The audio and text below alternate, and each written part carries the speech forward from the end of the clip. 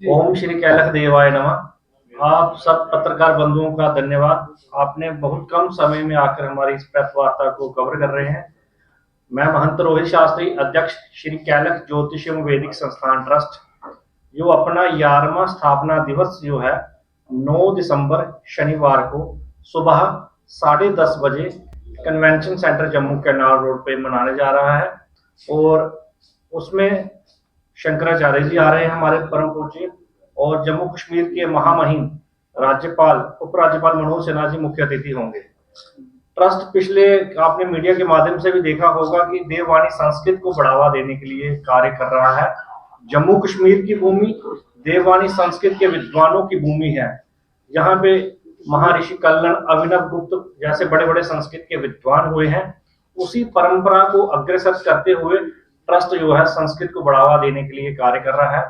जिस प्रकार माता वैष्णो देवी संस्कृत जो यूनिवर्सिटी है कटरा में, वहां संस्कृत विभाग की स्थापना हुई राज्यपाल जी के आने से। और तिरुपति जो सिद्धरा में मंदिर है, वहां जल्द ही गुरुकुल खुलने वाला है। और ट्रस्ट का उद्देश्य है कि घर घर में संस्कृत हो। इसी के चलते ट्रस्ट ने मोबाइल गुरुकुल भी शुरू किया है। और हम एलजी साहब से भी कई बार आग्रह किया है कि 6ठी कक्षा से जो है देववाणी संस्कृत जो है जम्मू कश्मीर के स्कूलों में शुरू की जाए। और ट्रस्ट अपना स्थापना दिवस 11 तारीख को मनाने जा रहा है। मैं सभी संस्कृत प्रेमियों से आग्रह करता हूं कि 9 दिसंबर शनिवार सुबह 10:30 बजे कन्वेंशन सेंटर में आकर हमारे कार्यक्रम की शोभा बढ़ाएं। और ये आपका कार्यक्रम है, वहां पे सांस्कृतिक कार्यक्रम होंगे, संस्कृत के प्रोग्राम होंगे, और शंकराचार्य जी का आशीर्वाद प्राप्त करें। और जल्द ही मैं आपको बताना चाहता हूं कि जो हमारी परंपरा रही है घर घर में संस्कृत हो, हमने एक सरल संस्कृत बोध नामक पुस्तक भी जो है निःशुल्क बांट रहे हैं। जिसको इंग्लिश की ग्रामर आती होगी वो आसान तरीके से उस पुस्तक को पढ़ के संस्कृत सीख सकता है, और उसका भी हम वहां पे वितरण करेंगे। और आपसे आग्रह है कि समय पे आकर हमारे कार्यक्रम की शोभा बढ़ाएं। धन्यवाद। ट्रस्ट का मुख्य उद्देश्य है कि संस्कृत भाषा को ही बढ़ावा दिया जाए। उसमें हमारे शंकराचार्य जी आ रहे हैं, अधोक्षानंद जी अपना वृंदावन से वो आ रहे हैं, उनका आशीर्वचन होंगे। एलजी साहब के व्याख्यान होगा, और उसमें सुकाश के कुलपति रहेंगे। सांस्कृतिक कार्यक्रम होंगे, संस्कृत के प्रोग्राम होंगे। एक छोटी सी डॉक्यूमेंट्री जो हमारी फिल्म ट्रस्ट के कार्यों पर बनाई गई है उसको दिखाया जाएगा। और भी अन्य कार्यक्रम होंगे, वहां पे आपको देखने को मिलेंगे। तो सरकार को दोष नहीं दूंगा, देववाणी संस्कृत सब भाषाओं की जननी है।